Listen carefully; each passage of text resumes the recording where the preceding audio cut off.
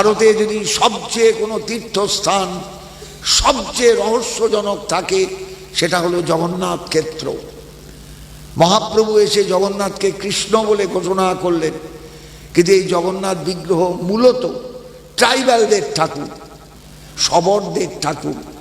শবর মানেই ট্রাইবাল জাতি। সেই ট্রাইবাল ঠাকুর মহাপ্রভুর নয়নে সাক্ষাৎ বৃন্দাবন চন্দ্ররূপে ধরা দিলেন।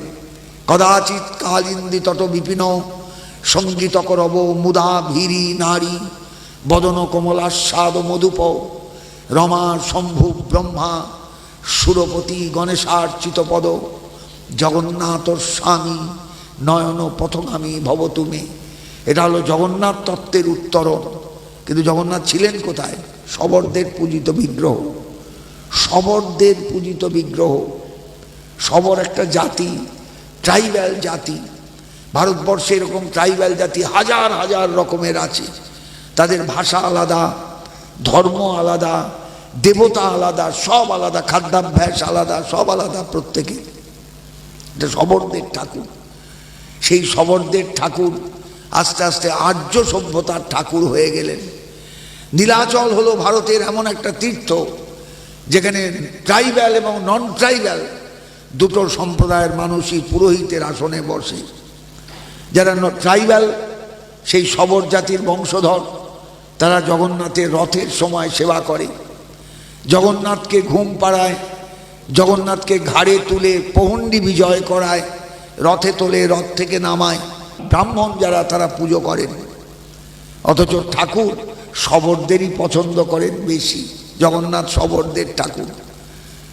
যখন অসুখ করে জগন্নাথে স্নানযাত্রার পর জল ঢেলে গায়ে, তখন ওষুধ খাওয়ায় ওই শবর পুরোহিতরা, যাতে আমরা বলি দৈতাপতি পাণ্ডা। জগন্নাথ ক্ষেত্রটা বোঝা বড় কঠিন, বড় মুশকিল। এই রহস্যময় তীর্থে লুকিয়ে আছে অনেক রহস্য। আমি একদিনে আপনাদের কাছে জগন্নাথের সব কথা বলেও শেষ করতে পারবো না। আমি জীবন অন্তত 30-35 বার জগন্নাথ ক্ষেত্রে গিয়েছি। শুধু রথ দেখতে নয়, কলা বেচাটাও ছিল আমার প্রতি বছরে। রথ দেখা কলা বেচা বলে না, আমি শুধু রথ দেখতে যাইনি কোনো বাড়ি, কলা বেচাটাও ছিল আমার। অনেক রহস্যের সমাধান হয়ে গিয়েছে আমার জগন্নাথ ক্ষেত্রে গিয়ে। জগন্নাথ ক্ষেত্র এমনই। গীতা পাঠ করতে গিয়ে বেদব্যাসের 18 সংখ্যার অর্থ পেয়ে গিয়েছি জগন্নাথ ক্ষেত্রে গিয়ে। দেখবেন যে সিঁড়িগুলো পার হয়ে উপরে উঠতে হয় নাম 22 পাহিচা, কিন্তু আপনি সিঁড়িগুলো গুনে কিন্তু 22টা পাবেন না, পাবেন 18টা। দেখবেন গুনে একবার গিয়ে, সিঁড়ি কিন্তু 22টা নেই, নাম 22 পাহিচা। কারণ 18 সংখ্যাটা হলো যোগ সংখ্যা। এই যোগ সংখ্যাটাকে বেদব্যাস সর্বত্র ব্যবহার করেছেন। 18 দিনে কুরুক্ষেত্রের যুদ্ধ, 18 পর্বে মহাভারত, 18 অক্ষৌহিণী সেনা, 18,000 শ্লোকে ভাগবত, সব 18। আবার আপনি যখন জপ করছেন তখন সংখ্যাটা 18 হতে পারে, 108ও হতে পারে। শূন্য মাঝখানে দিলেই 108। এই 108 মানে কিন্তু 18 বাদ গেল না, 18 থাকলো। এই 18-র 8-এর জায়গায় 7, 6, 3, 2, 5 কিচ্ছু হবে না, 8ই থাকবে। কারণ শূন্যটা আসবে যাবে। আপনি 108 বার জপ করলেন না, আপনি 18 বার জপ করলেন, ঠিক আছে? এটাই তো যোগ সংখ্যা। তাহলে মাঝখানে শূন্যটা কি? শূন্যটা ব্রহ্মের প্রতীক। শালগ্রাম শিলা, আমাদের শালগ্রাম শিলা থেকে ভারতবর্ষ ব্রহ্মকে চিনেছে। ওই যে জগন্নাথের মন্দিরে ঢোকেন না, ভেতরে গর্ভ মন্দিরে, ওই যে এতখানি উঁচু, মাথার থেকেও ম্যান হাইট তার থেকে উঁচু বিরাট যে মণিবেদী, ওর মধ্যে 1 লক্ষ শালগ্রাম বসানো আছে। যার উপর জগন্নাথ বসে আছে ওর ভেতরে 1 লক্ষ শালগ্রাম দেওয়া আছে, তার উপর জগন্নাথ বসেছেন। তাও নয়, জগন্নাথ দক্ষিণা কালিকা যন্ত্রের উপর আছেন, সুভদ্রা ছিন্নমস্তা যন্ত্রের ওপর, বলরাম ভুবনেশ্বরী যন্ত্রের ওপর। এবার বলুন জগন্নাথ কৃষ্ণ শাক্তবাদ না বৈষ্ণববাদ, কোনটা বলুন দেখিনি? এইবার তলায় 1 লক্ষ শালগ্রাম, তার উপরে দক্ষিণা কালিকা যন্ত্র, ছিন্নমস্তা যন্ত্র, ভুবনেশ্বরী যন্ত্র, তার উপর 3 জনা, জগন্নাথ দক্ষিণা কালিকার ওপর, সুভদ্রা ছিন্নমস্তার ওপর, বলরাম ভুবনেশ্বরীর ওপর। তাহলে জগন্নাথ বৈষ্ণব না জগন্নাথ শক্তিতত্ত্ব, কোনটা বলতে পারবেন ব্যাখ্যা করে? কারোর ক্ষমতা নেই বলার। একটা রহস্যময় ক্ষেত্র। বিমলা মন্দিরে বলি হয় জানেন, বছরে একদিন। গভীর রাত্রিতে, মহাষ্টমীর দিন, দুর্গাপূজার সময়, তখন কাউকে রাখা হয় না, কেউ সামনে থাকে না। বলি দিয়ে পাঁঠার ধরটাকে একবারে পাঁচিল ডিঙিয়ে ছুঁড়ে বাইরে ফেলে দেওয়া হয়, মুন্ডটাকে মার সামনে নিবেদন করা হয়, বলি হয়। জগন্নাথের সামনে প্রতিদিন মদ রাখা হয়, জানেন? মদ মানে বোতলে মদ নয়, মদ মানে কাঁসার বাটিতে নারকোলের জল রেখে তার সামনে দেওয়া হয়। কাঁসার বাটিতে নারকোলের জল রাখলেই সেটা মদ। যেহেতু জগন্নাথ ভৈরব, বিমলা মায়ের ভৈরব, ভৈরবকে মদ দিয়ে শোয়ানো হয়। এই ক্ষেত্রে দাঁড়িয়ে গৌর সুন্দর জগতের মানুষের কাছে উপলব্ধির আর একটা দরজা খুলে দিলেন। সেই দরজাটা জগন্নাথকে না সাক্ষাৎ ব্রজেন্দ্র নন্দন। এটাই হলো মহাপ্রভুর অবদান, এটাই হলো মহাপ্রভুর অত্যাশ্চর্য অবদান। একে যদি অনুভব না করে মানুষ, একে যদি উপলব্ধি না করতে পারে মানুষ, তাহলে আমাদের সত্যি কিছু বলার নেই, আমরা একেবারে শেষ। তাই প্রতি মুহূর্তে আমি আপনাদের কাছে একটা কথা বলি, যে একটু ভালো করে মহাপ্রভুকে ভালোবাসুন, ভালোবাসুন। গৌরাঙ্গের দুটি পদ, যার ধন সম্পদ, ধন সম্পদ।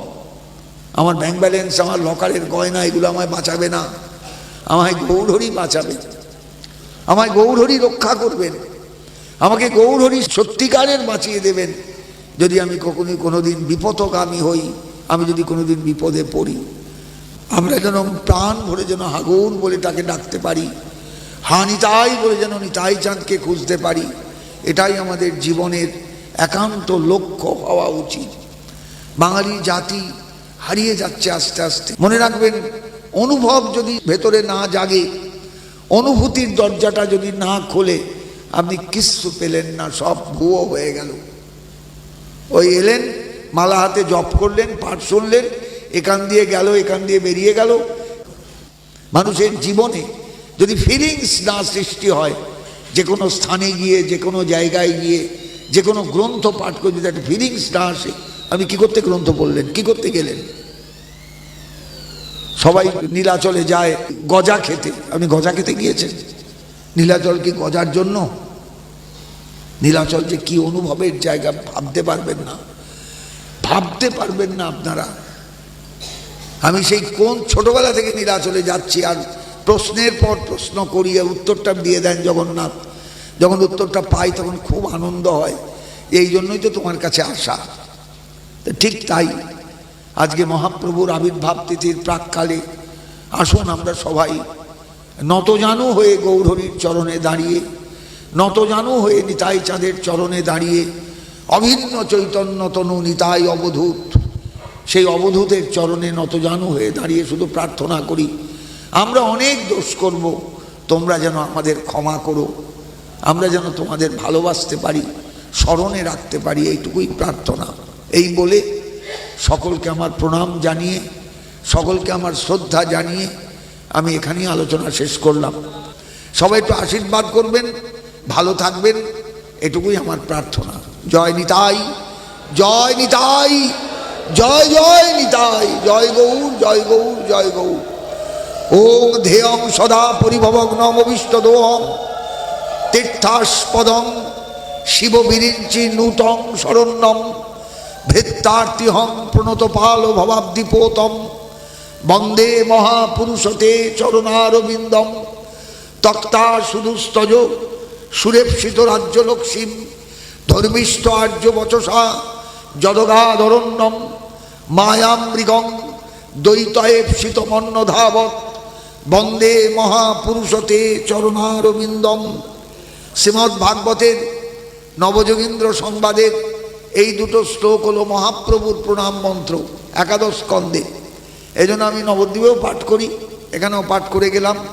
এটা হলো মহাপ্রভুর বন্দনা। সবাই ভালো থাকবেন।